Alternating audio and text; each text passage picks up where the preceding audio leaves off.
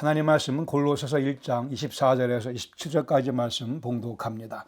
나는 이제 너희를 위하여 받는 괴로움을 기뻐하고 그리스도의 남은 고난을 그의 몸된 교회를 위하여 내 육체에 채우노라. 내가 교회의 일꾼 된 것은 하나님이 너희를 위하여 내게 주신 직분을 따라 하나님의 말씀을 이루려 함이니라. 이 비밀은 만세와 만대로부터 감추어졌던 것인데 이제는 그의 성도들에게 나타났고 하나님이 그들로 하여금 이 비밀의 영광이 이방인 가운데 얼마나 풍성한지를 알게 하려 하심이라. 이 비밀은 너희 안에 계신 그리스도니 곧 영광의 소망이니라. 아멘. 어린아이들이 답하기 어려운 아주 어려운 질문, 그리고 어른들이 그들에게 물어보는 고약한 질문이 있습니다. 엄마가 더 좋으냐? 아빠가 더 좋으냐? 우리 명석한 아이들은 그러한 질문을 받고 잠시 고민하긴 하지만 이렇게 답을 합니다. 둘 다 좋아요. 그리스도인들에게 질문을 합니다. 세상이 더 좋은가? 하나님이 더 좋은가?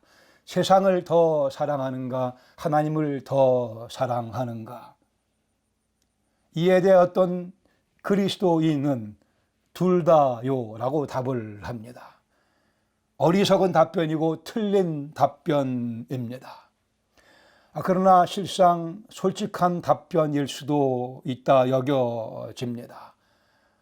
하나님보다 세상을 더 사랑하는 삶이란 먹을 것과 입을 것에 전혀 신경 쓰지 않고 살아가는 삶을 의미하지는 않습니다. 가족과 친구를 통한 즐거움과 우정과 사랑을 포기하라는 뜻도 아닙니다. 내일을 계획하며 살아가지 말라 그런 뜻도 아닙니다. 하나님보다 세상을 더 좋아하는 삶은 하나님과 무관한 삶을 의미합니다. 예수님의 가르침에 전혀 신경을 쓰지 않고 살아가는 삶. 예수님 말씀을 배우고 들었지만 그것을 마음에 새기지 않고 그냥 흘려보내며 살아가는 삶. 그러다가 주일날 또는 성경 공부에 오면 또 그냥 말씀 좀 배우고 그러나 곧내 잊어버리고 살아가는 삶. 이게 하나님보다 세상을 더 사랑하는 삶의 모습입니다. 하나님께서 내 삶의 주인 되심을 자꾸 잊어버리며 살아가는 삶. 하나님의 다스리심을 내가 받고 있다는 현실을 확인하지 않고 살아가는 삶. 하나님께서 내 모든 필요를 친히 공급하신다는 사실을 뼈저리게 느끼지 못하며 살아가는 삶이 곧 하나님보다 세상을 더 사랑하는 삶이라 할 것입니다. 말로는 우리의 믿는 바들을 인정하지만 그러나 가슴과 행동으로는 그 사실을 실제 부인하는 모습이 하나님보다 세상을 더 사랑하는 삶입니다. 예수님께서 우리를 찾아오신 이유는 우리로 하여금 세상을 좋아하던 우리를 하나님을 더 사랑하게 만드시려 주시려고, 하나님을 더 즐기는 삶을 살게 해 주시려고.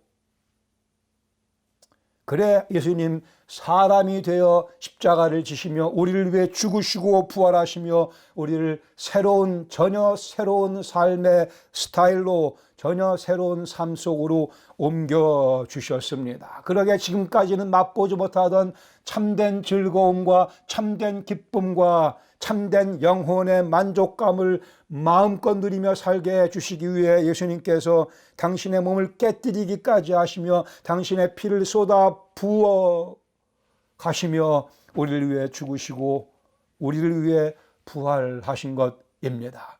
그러기에 오늘 골로새서 1장 24절의 말씀을 중심으로 나는 과연 영광의 소망이신 그리스도를 배우고 있으며 순종하고 있으며 그분을 즐기는 삶을 살고 있는가?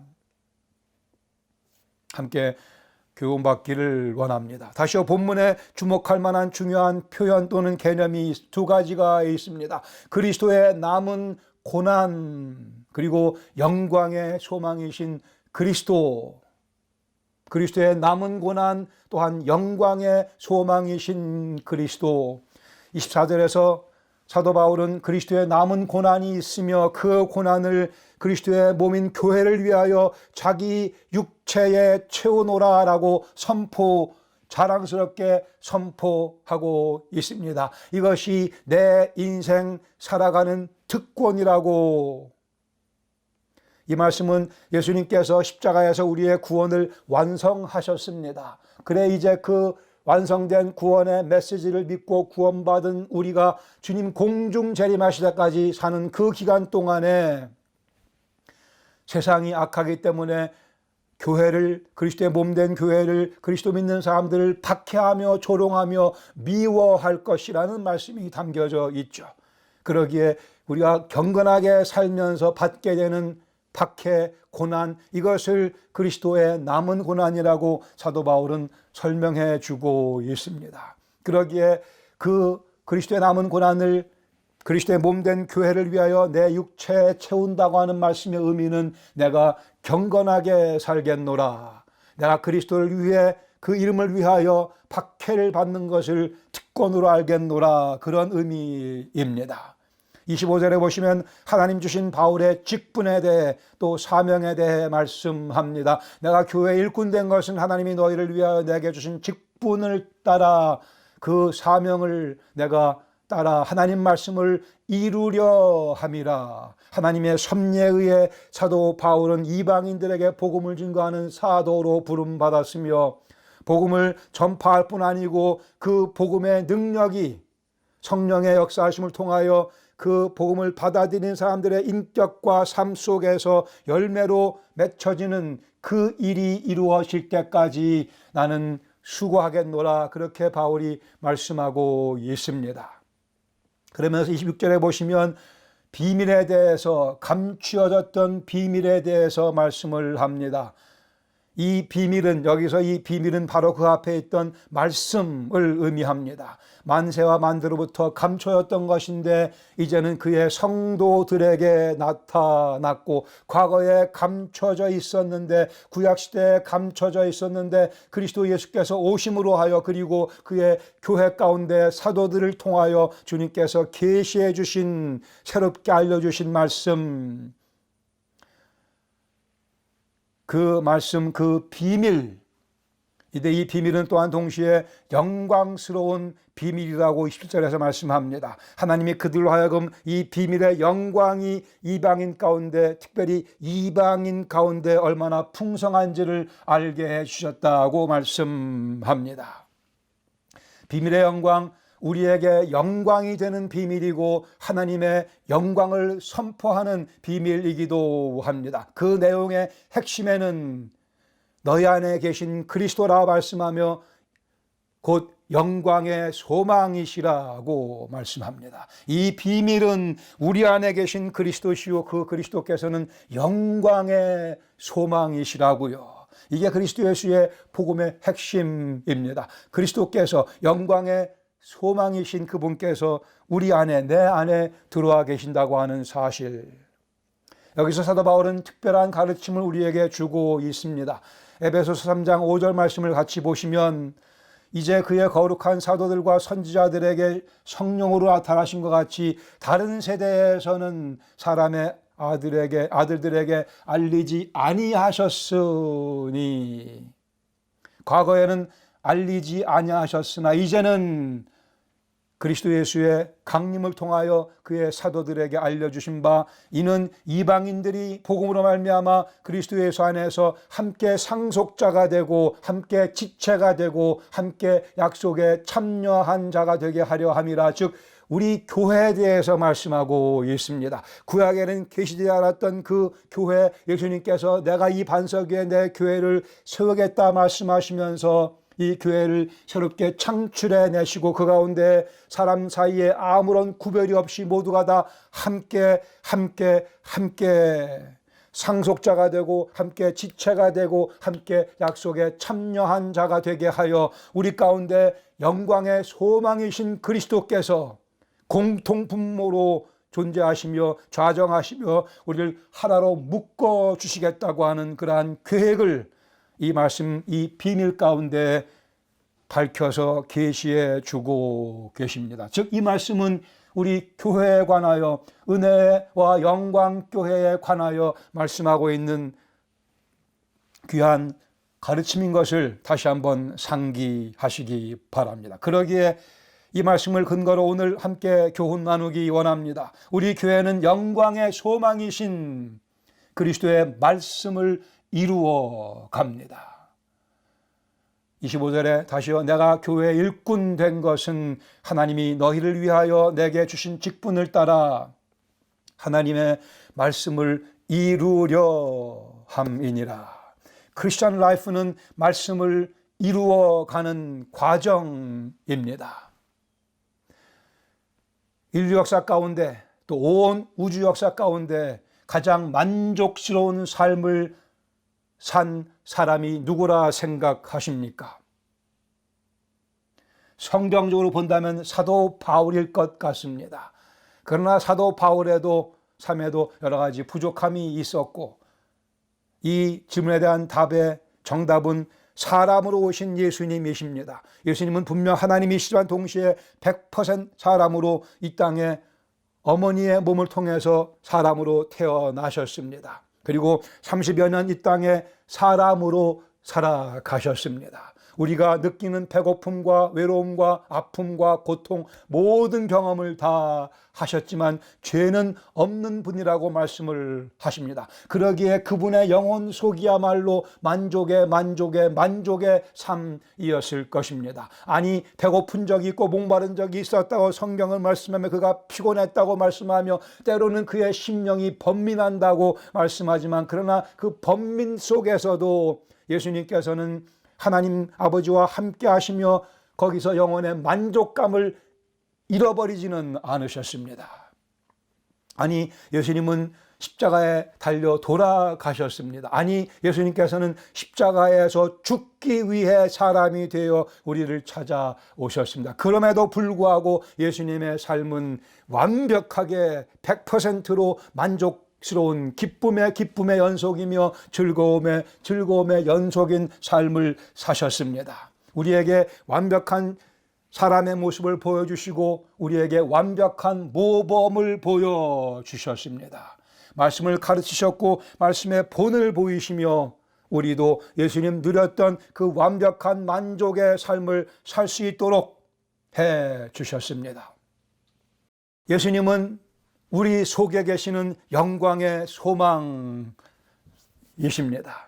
그래 우리 속에 영광의 소망으로 좌정하시며 우리로 하여금 예수님께서 이룩해 놓으신 완전히 다른 새로운 삶의 스타일로 살아갈 수 있도록 이끌어 주고 계십니다. 다시요 예수님 이 땅에 사시면서 즐기셨던 삶을 우리도 살게 해 주시려고. 아니 십자가 앞에 있는데요, 예 맞습니다. 예수님께서는 앞에 있는 십자가를 바라보며 즐거워하셨다고 성경은 말씀합니다. 그 고난을 익히 잘 아셨지만 그래 그 때문에 육신적인 면에서 번민하기도 하셨지만 그러나 그의 영혼은 십자가를 향해 나아가는 당신의 발걸음을 즐거움으로 알고 순종하시며 그 뒤에 있는 우리 모든 인류를 구원하시는 그 영광을 바라보시며 즐겁게 발걸음을 옮겨가셨습니다. 예수님은 한 번도 불평하신 적이 없으십니다. 늘 기쁘고 만족스럽게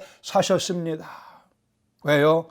비록 십자가가 기다리고 있지만 그 십자가를 통과하심으로 해서 우리를 구원하실 것을 아셨기에 하나님의 뜻이 당신의 삶 가운데 차근차근 이루어지고 있음을 아셨기에 3년 반 정도의 공생의 기간 동안 예수님의 기쁨은 아마도 글쎄요 굳이 기쁨의 차이가 있다고 한다면 십자가로 접근할수록 더 예수님의 기쁨의 크기와 폭과 깊이는 더 커졌을 것이라 여겨집니다. 우리를 구원하시기 원하시는 그분의 그 사랑이 이제 구체적으로 실현될 것을 아셨기에 십자가를 지시는 그 일도 예수님께는 기쁨이며 즐거움이었습니다. 이것이 그리스도 예수의 복음이며 이것이 우리를 향한 하나님의 사랑입니다.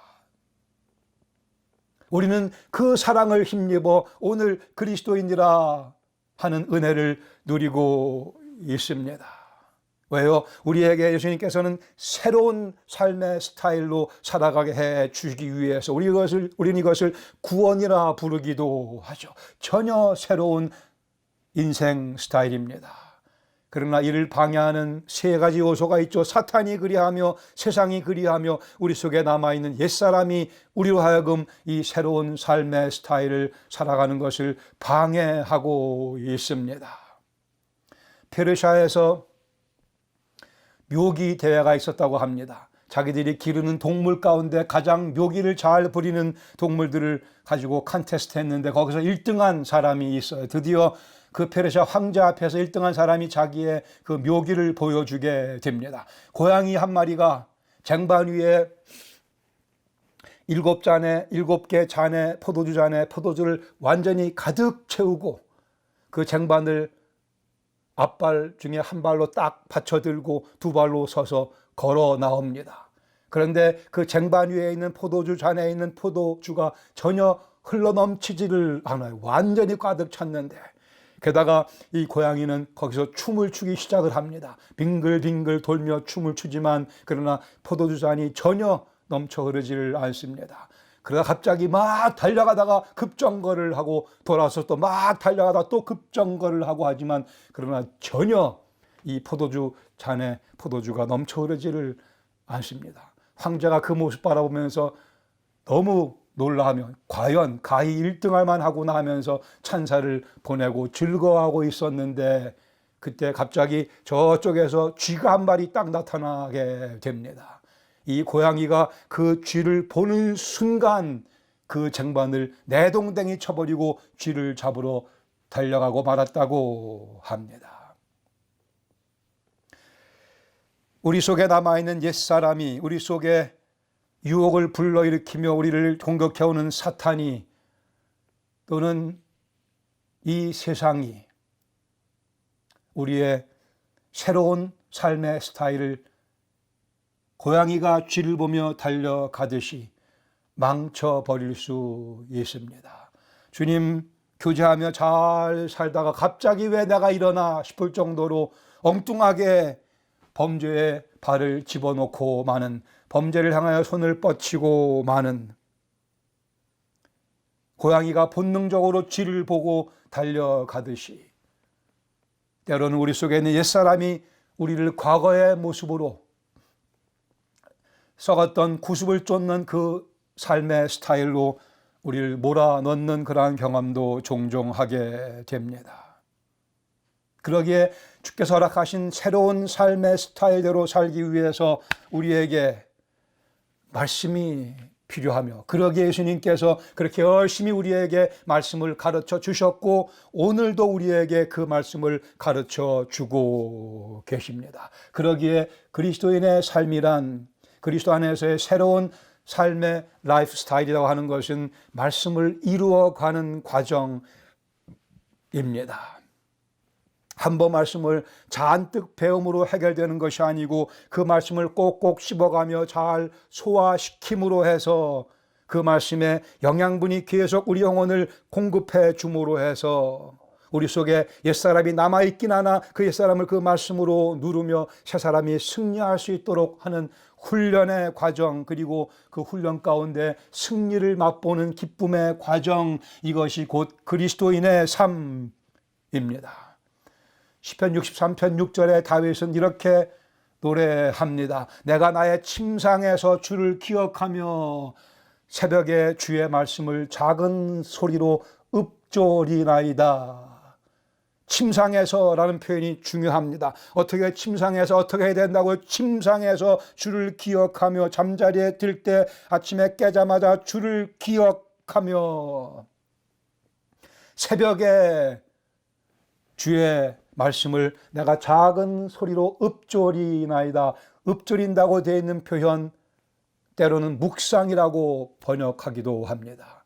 우리 개역 한글엔 다 이것을 묵상으로 번역했고 개역 개정에서 읊조린다라는 표현으로 바꿨는데 둘 다 맞는 표현이라고 봅니다. 내 입술에서 주의 말씀이 읊조려지는, 주의 말씀이 내 입술에서 떠나지 아니하는, 작은 소리로 때로는 커다란 소리로 주의 말씀을 읊조리며 묵상하며 씹고 되씻으며, 소들이 여물을 되씹듯이, 여기 혹시 소띠이신 분들 특별히 복 받으신 줄로 확신하시기 바랍니다. 말씀을 되새기는 능력을 지닌 영혼이 필요합니다. 말씀을 받고 되새김질함으로 해서 그 말씀을 작은 소리로 읊조림으로 해서, 새벽에 읊조림으로 해서, 침상에서 주님을 기억함으로 해서 우리의 하루를 주님 생각으로 시작하며 마감함으로 해서 그 말씀이 우리 속에 가득 채워지게 됩니다. 그리고 그 말씀이 우리 속에서 완성되게 이루어지게 됩니다. 생각과 가치관과 인격의 변화가 서서히 일어나야 합니다. 그러나 분명히 일어나야 할 것입니다. 그리고 사도 바울처럼 말씀을 나누는 자리에까지 우리가 나아가야 할 것입니다. 그 말씀을 선포하기 전에 먼저 그 말씀이 내 속에서 소화되며, 아니 그 말씀이 나를 소화해버리며, I am digested by the word, 말씀에 의해 내가 소화당함으로 해서 우리는 말씀의 효력을 경험해야 할 것입니다. 혹시 당뇨가 있는 분들, 가정을 해서 그 알약을 하나 먹으면 당뇨 수치가 매일 1씩 떨어진다고 가정하면 그 약을 드시겠습니까? 안 드시겠습니까? 90일을 먹으면 당 수치가 90 아래로 90이라 떨어진다고 190이었던 분이 100으로 된다고 한다면 그 약을 90일 동안 매일 먹지 않겠습니까? 우리가 먹는 비타민 먹을 때마다 주 앞에 말씀을 씹겠노라 다짐하시며 말씀을 씹으시기, 또 소화시키시기 바랍니다. 영광의 소망이신 그리스도께서 멀리 계시지 아니하시고 우리 속에 계시다고, 그분이 항상 우리를 가르쳐 주실 준비를 차리고 계시다고 말씀을 합니다. 내 영혼 날마다 주를 만나 신령한 말씀들 배우도록 하십시다. 그 결과로 우리의 언어 생활이 정제되는 경험을 하시기 바랍니다. 불교 신자였던 한 사람이 예수님 믿게 됐습니다. 그리고는 자기 친구와 함께 예배에 참석을 합니다. 예배가 마쳤습니다. 그 설교가 참 은혜가 되었던 모양입니다. 이 과거에 불교 신자였던 분이 자기 친구에게 얘기하기를, 오늘 주지 목사님 연설이 참 감동적이었어. 우리가 쓰는 표현과는 좀 다르죠. 우리 담임 목사님 설교가 은혜로웠었는데 주지 목사님의 연설이 감동적이었어. 괜찮습니다. 이 형제는 예수님 믿은 지 얼마 안 되니까. 아니, 단지 표면적인 그러한 언어의 표현뿐이 아니고 그 뒤에 숨겨져 있는 우리의 생각이 중요하다고 봅니다. 예수님 믿고 1년 이상 된 사람이 담임 목사님을 주지 목사님이라 부른다는 것은 문제가 있겠죠. 그러나 더 중요한 것은 그 뒤에 담겨져 있는 생각 입니다. 차를 폐차할 정도로 엄청나게 큰 자동차 사고가 났는데 몸은 하나도 다치지 않았다고 합시다. 거기서 두 가지 표현이 가능합니다. 참 다행이야.